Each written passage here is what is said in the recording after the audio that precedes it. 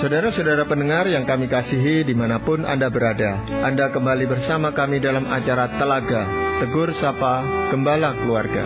Saya Gunawan Santoso dari Lembaga Bina Keluarga Kristen akan berbincang-bincang dengan Bapak Pendeta Dr. Paul Gunadi.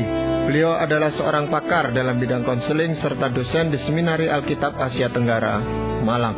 Perbincangan kami kali ini tentang berpacaran dengan siapa. Kami percaya acara ini pasti bermanfaat bagi kita sekalian.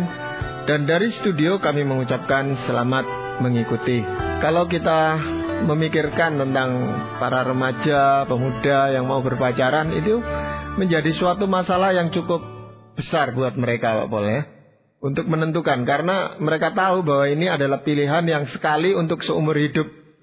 Nah, ini merupakan suatu gejala yang umum atau hanya pada tempat-tempat tertentu saja, Pak Paul? Begini Pak Gunawan, memang kita harus terima ya faktanya bahwa dewasa ini akan sedikit sulit ya buat orang itu bertemu dengan yang seiman. Karena apa? Karena ya bukankah kita tahu sekarang pergaulan sangat meluas ya Pak Gunawan. Misalkan di kuliah ya kita bertemu dengan banyak orang, kemudian sekarang lewat internet, chatting, kita bisa juga bertemu dengan banyak orang, Facebook, apa. Jadi, dengan kata lain, telah terjadi perubahan ya, secara sosiologis, kelompok-kelompok di mana kita ini nanti bertemu dengan teman-teman.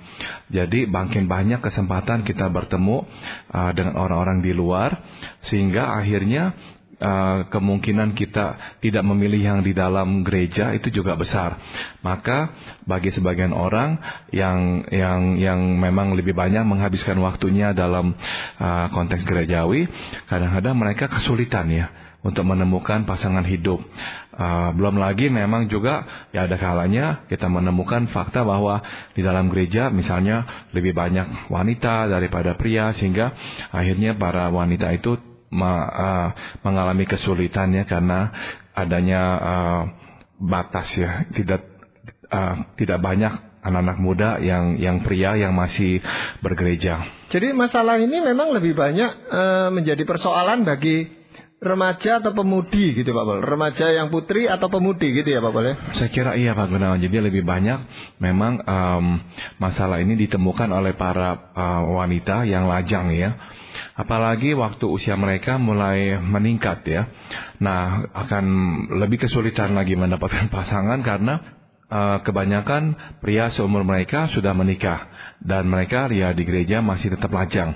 Nah, akhirnya ya ada godaan Pak Gunawan ya untuk mengkompromikan nilai-nilai, dan akhirnya ya asal terima saja, asal pokoknya menyandang status nikah.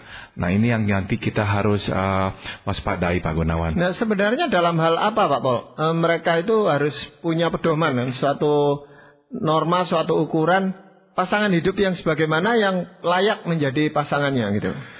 Nah, kita memang harus ya setia pada panduan atau pedoman yang benar ya, yang Tuhan juga tetapkan.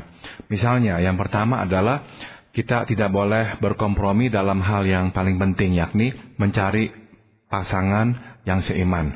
Ya, jangan sampai ya kita itu tuh mengkompromikan dengan berkata, wah saya sepadan kok, ya cocok kok, ya tapi tidak seiman. Nah, mungkin tidak apa-apa hal seperti ini. Nanti ya kita bisalah bersama-sama ya ke gereja atau apa. Tapi ya firman Tuhan ya dengan jelas mengatakan di 1 Korintus pasal 7 ayat 39, ia bebas menikah dengan siapa saja yang dikehendakinya, asal orang itu adalah seorang yang percaya. Nah, dalam konteks percaya di sini adalah percaya kepada Tuhan kita Yesus Kristus.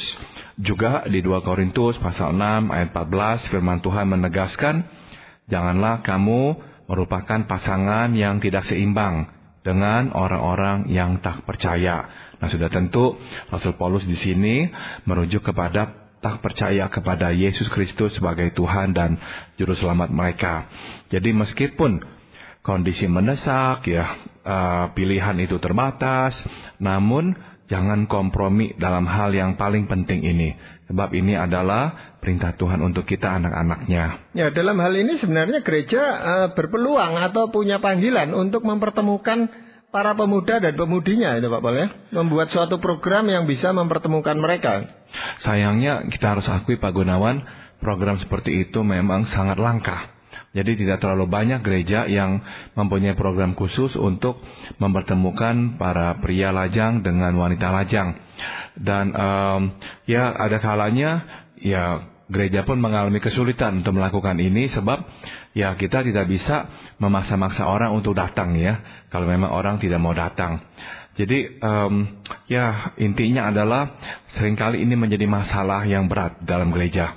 Ya karena saya tahu bahwa bagi kebanyakan orang pernikahan adalah hal yang sangat penting.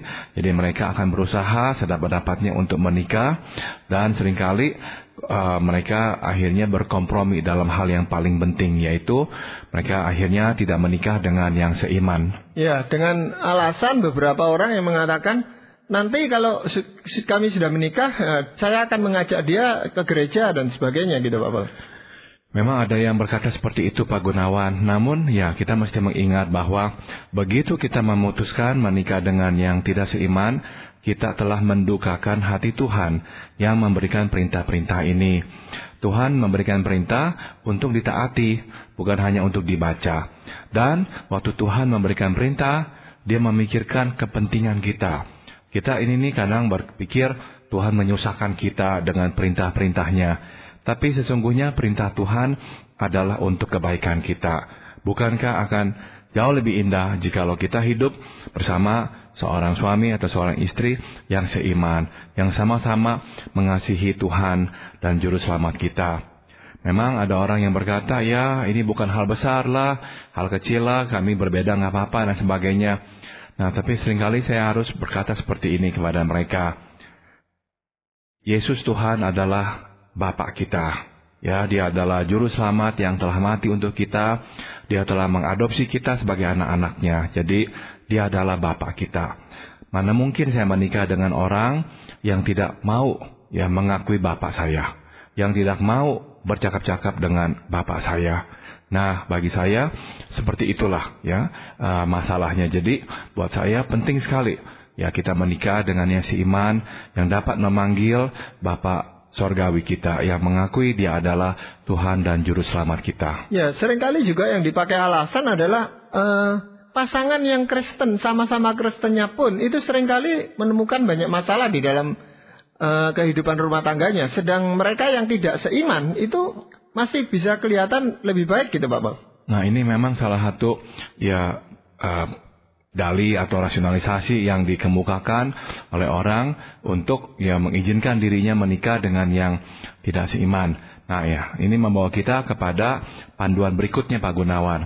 Ya, setelah kita tekankan jangan berkompromi dalam hal yang paling penting, yakni menikahlah dengan yang seiman, kita juga harus ya mendengarkan panduan yang kedua, yaitu kita tidak boleh berkompromi dalam hal yang paling penting lainnya, yakni mencari pasangan yang sepadan. Ya, jadi artinya kalaupun kita bertemu dengan yang seiman namun tidak sepadan, jangan teruskan. Ya, jangan kita berkata yang penting seiman. Ya, kita ini berdua adalah orang Kristen, jadi ya nggak apa-apalah meskipun banyak ketidakcocokan. Ingat ya bahwa pernikahan tidak dibangun di atas kesamaan iman saja, tetapi juga di atas kecocokan atau kesepadanan. Jadi janganlah menggampangkan ya dengan berkata bahwa ya selama seiman maka segala masalah akan dapat diselesaikan. Secara teoritis itu betul.